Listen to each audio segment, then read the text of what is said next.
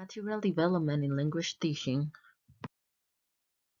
Teachers should include materials that give the students the responsibility of learning and that help them to feel comfortable, relaxed, and ease their activities in their learning process.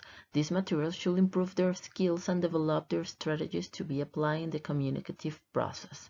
These materials need to include their own preference, interests, and opinions, and they must be able to show the learning process and experience through them.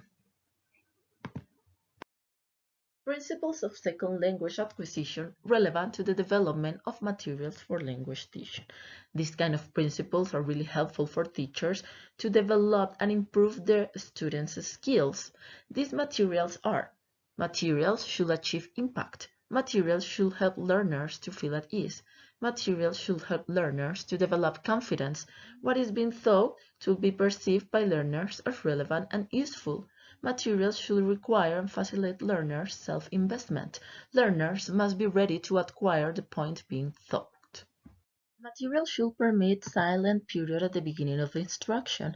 It's necessary to have this silent period to give them the opportunity to start gaining confidence before they start practice their second language.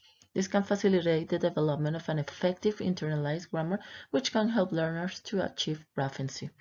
Material should maximize learning potential by encouraging intellectual, aesthetic, and emotional involvement, which stimulates both right and left brain activities.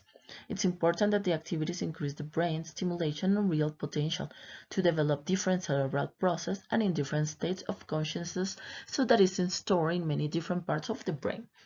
Material should not rely too much on controlled practice. It's not for sure that controlled practice is really valuable in the moment of learning a second language, but still being used by many teachers in the learning process. Material should provide opportunities of outcome feedback.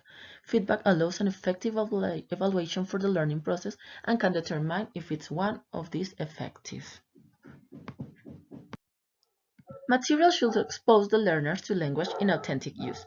Experience can provide knowledge about how the language is typically used, but they also need information about how it is used and to use it for communicative purposes themselves.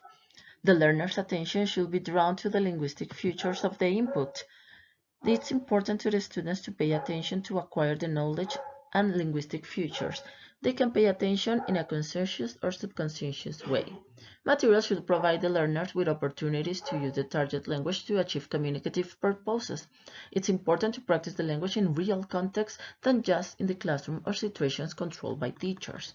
Material should take into account that the positive effects or instructions are usually delayed. Acquisition of language is a gradual process that needs time.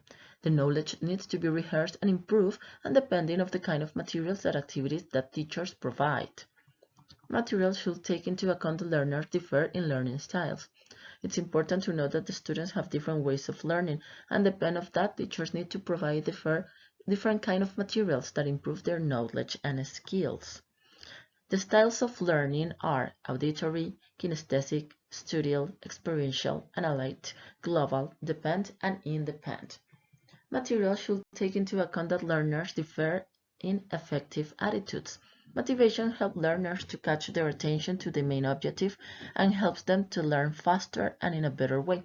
So it's important to prepare the correct material to each kind of learner to keep them motivated.